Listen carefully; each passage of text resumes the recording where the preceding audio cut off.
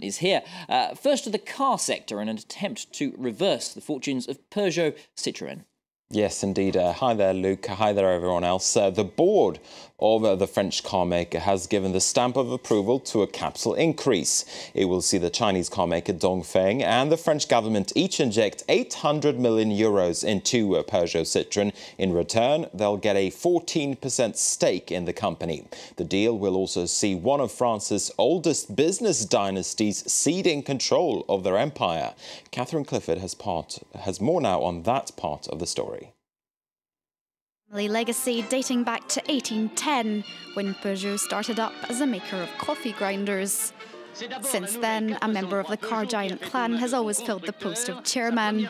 But now a deal between Peugeot Citroen and China's Dongfeng would see chairman Thierry Peugeot lose his post. The rescue deal would see the Chinese automaker and French government each inject 800 million euros and take 14% stakes. The Peugeot family would then take a matching 14%, reduced from their current 25%. This would bring the family short of the hold required to veto decisions. Peugeot Citroen's among the hardest hit by a European slump in car sales, suffering a €5 billion loss in 2012. Experts say it's too dependent on the European markets.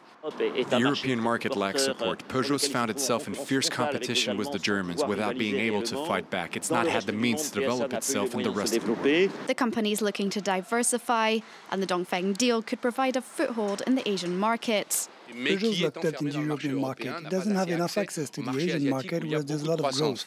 As the Peugeot family loosens its grip on its two-decade dynasty, will this price be enough to turn Peugeot around and set it on its feet in the global markets? We're going to turn to Italy next. After being tapped by the president to become the next prime minister, Matteo Renzi is trying to form a new government there. The centre-left leader has set out a reform agenda that's seen as very ambitious. Renzi has promised constitutional reform as well as reforms to the labour market and the tax system. For the business perspective of this story, I spoke earlier to Annalisa Piazza from New Edge Group in London. She told me more about the challenges ahead. Well, he definitely needs to face a split parliament. He will have to convince the spin-off part of Forza Italia or the Berlusconi party anyway that is not like centering his project in a like kind of a left-wing way in order to achieve his objectives. So he will need to be very careful to do everything he can in order to achieve the majority within the parliament. It's the same kind of problems Letta had, but don't forget that Renzi was voted at a very large majority during the election in late 2013 within his party. So he has the full support, well, nearly the full support of his party, and is well seen all around the country as somebody who is able to make changes in order to achieve his objectives.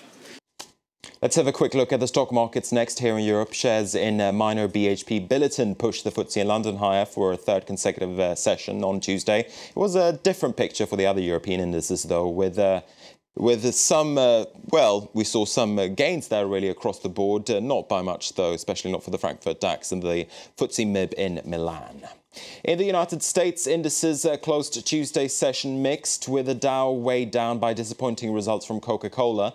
There was also some disappointing news out on the state of the US economy, with confidence among home builders, for instance, dropping. And if we take a look at some company news that helped shares on Wall Street, pharmaceutical company Actavis is buying the American firm Forest Laboratories for around $25 billion. The deal is meant to boost the presence of Ireland-based Actavis in the United States. Shares in Forest has surged 27.5% on this news. This as at least some shareholders believe that they could get a better offer. And one more note on the markets. Candy Crush Saga is heading for Wall Street. The maker of the popular mobile phone game is getting ready to float its shares on the stock markets. Swedish company King is set to make its debut in the United States. Analysts predict that the initial public offering could value the firm at €5 billion, dollars I should say. Candy Crush Saga was the most downloaded free mobile phone application in 2013. And that's the business news for now. Back to you, Luke. Thanks, Marcus, very much. It has to be said. On the French